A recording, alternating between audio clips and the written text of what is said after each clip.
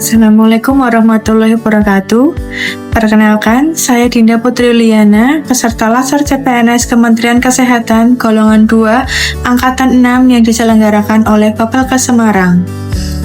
Di video ini, saya akan membagikan Learning Journal Agenda 2 tentang nilai-nilai dasar ASN berakhlak yang saya ikuti bersama fasilitator Ibu Femilia Pertiwi. Yang pertama, pengalaman pembelajaran.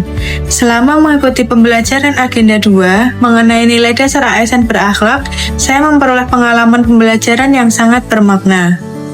Materi yang disampaikan memberikan pemahaman yang mendalam tentang pentingnya internalisasi nilai berorientasi pelayanan, akuntabel, kompeten, harmonis, loyal, adaptif, dan kolaboratif dalam pelaksanaan tugas sebagai ASN. Pembelajaran dilaksanakan secara sinkronus dan asinkronus sehingga memberikan fleksibilitas dalam memahami materi. Pada sesi sinkronus, pembelajaran berlangsung interaktif melalui diskusi, refleksi, serta pemantik berupa quote of the day atau video motivasi sebelum memulai pembelajaran. Sementara itu, pada sesi asinkronus, saya melakukan belajar mandiri melalui mode pembelajaran, mengerjakan tugas individu, serta berkolaborasi dalam tugas kelompok yang membantu saya memahami materi secara lebih mendalam sekaligus melatih kerjasama dan tanggung jawab bersama.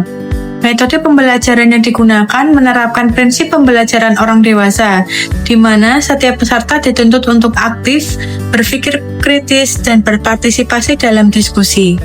Hal ini membuat proses pembelajaran terasa hidup, bermakna, dan tidak monoton. Yang kedua, perasaan selama mengikuti pembelajaran. Selama mengikuti pembelajaran Agenda 2, saya merasa antusias, senang, dan termotivasi. Suasana pembelajaran yang menyenangkan dan interaktif membuat waktu terasa cepat berlalu.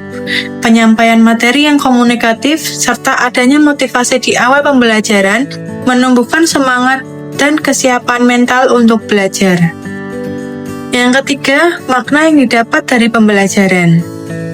Makna utama yang saya peroleh adalah nilai berakhlak bukan hanya sekedar slogan, tetapi merupakan pedoman sikap dan perilaku ASN yang terus diterapkan secara nyata dalam setiap tugas dan tanggung jawab, baik dalam cara melayani masyarakat, bersikap terhadap rekan kerja, maupun dalam mengambil keputusan, sehingga nilai-nilai tersebut benar-benar tercermin dalam perilaku kerja sehari-hari. Yang keempat, hal yang menghambat.